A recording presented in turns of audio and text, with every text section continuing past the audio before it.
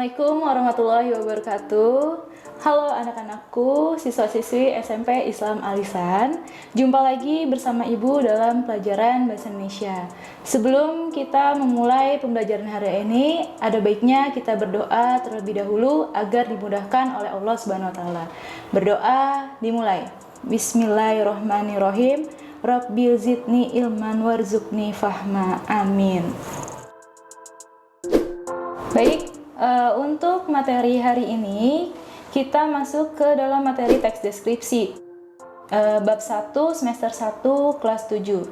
Dalam teks deskripsi ini kita akan membahas tentang yang pertama pengertian, yang kedua ciri-ciri, ketiga jenis-jenis, dan keempat langkah-langkah teks deskripsi. Tujuan pembelajaran yang pertama, mengidentifikasi informasi dalam teks deskripsi tentang objek. Yang kedua, menentukan isi teks deskripsi objek. Langsung saja kita masuk kepada pengertian teks deskripsi. Teks deskripsi adalah paragraf yang berisi penggambaran suatu objek, tempat, atau peristiwa kepada pembaca secara jelas dan terperinci. Nah, dalam Kamus Besar Bahasa Indonesia atau KBBI, deskripsi adalah pemaparan atau penggambaran dengan kata-kata secara jelas dan terperinci, sehingga pembaca dapat merasakan apa yang disampaikan oleh penulis dalam tulisannya atau dalam teks deskripsi. Kita lanjut ke ciri-ciri teks deskripsi. Nah, ciri-ciri teks deskripsi di sini ada 4. Sebelumnya, ciri-ciri teks deskripsi dikutip situs Kementerian Pendidikan dan Kebudayaan atau Kemendikbud. Dalam teks deskripsi ada beberapa ciri. Nah, yang tadi sudah Ibu sebutkan ada 4 ciri dari teks deskripsi. Yang pertama yaitu penggambaran yang dilakukan dengan melibatkan panca indera. Nah, biasanya panca indera yang dilibatkan pada teks deskripsi ini yaitu panca indera penglihatan, yaitu mata. Yang kedua, menjelaskan ciri-ciri fisik objek seperti bentuk, ukuran, warna, atau suatu objek dengan rinci. Misalnya, di dalam ruang kelas terdapat kursi berwarna coklat dan berukuran besar. Nah, itu yang namanya menjelaskan ciri-ciri fisik objek. Yang ketiga, pembaca dapat ikut mendengar, melihat, atau merasakan objek yang sedang dideskripsikan oleh penulis. Nah, jadi kita masuk lagi ke dalam penjelasan atau pengertian tentang teks deskripsi, maka di sini pembaca akan merasakan apa yang dirasakan oleh penulis. Nah, ciri yang terakhir atau yang keempat, memberikan gambaran tentang suatu benda. Nah, menggambarkan hampir sama dengan menjelaskan ciri-ciri. Jadi, misalnya, Dinda pergi ke sekolah memakai seragam berwarna biru, memakai seragam berbaju biru dan rok biru, memakai jilbab. Nah, itu contoh dari memberikan gambaran tentang suatu benda. Kita masuk ke dalam jenis-jenis teks deskripsi. Nah, di dalam jenis-jenis teks deskripsi ini ada 3, yaitu teks paragraf sparsial, teks paragraf deskriptif subjektif, dan yang ketiga, teks paragraf deskripsi objektif. Sekarang kita akan bahas yang pertama dulu tentang paragraf sparsial.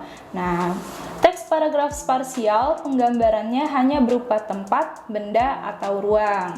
Contohnya, kamar dengan ukuran 7 kali 5 meter amat nyaman untuk ditempati. Nah, dengan dinding yang dicat kuning dan beberapa stiker menempel di tembok pun menghias bagian dalam ruangannya.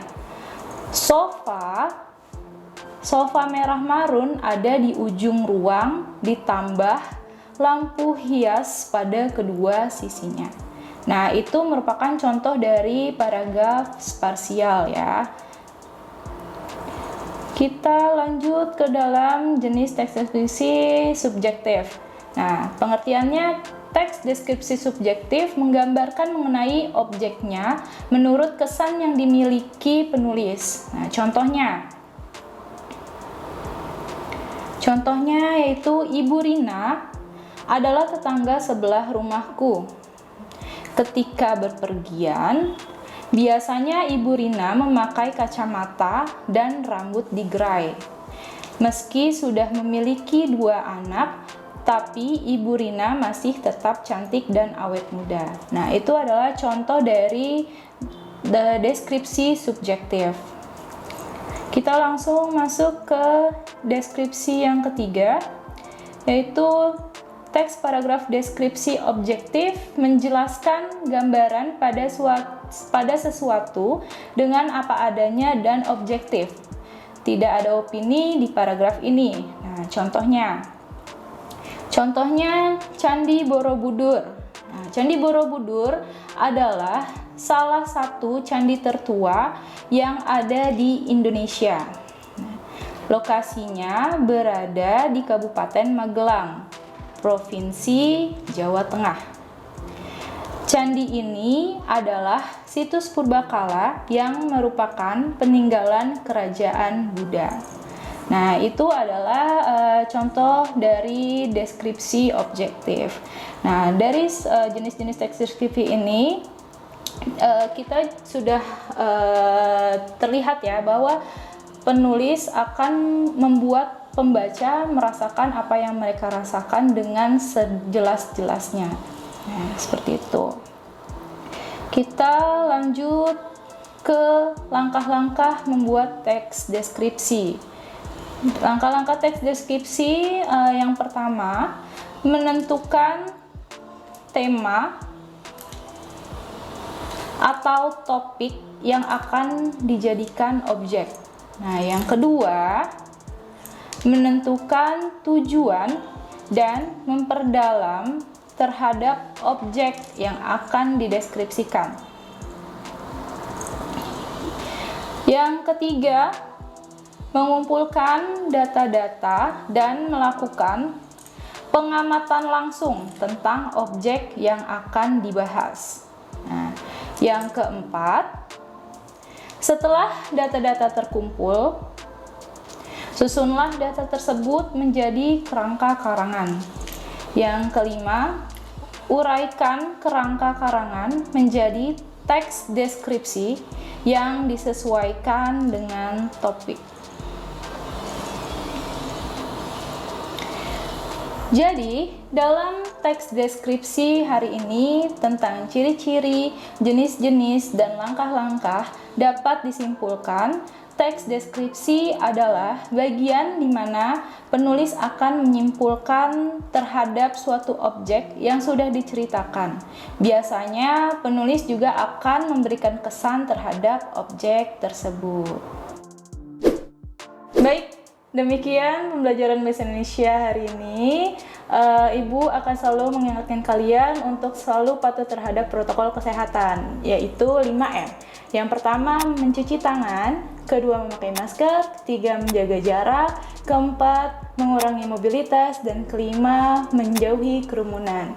Terima kasih dari Ibu. Wassalamualaikum warahmatullahi wabarakatuh.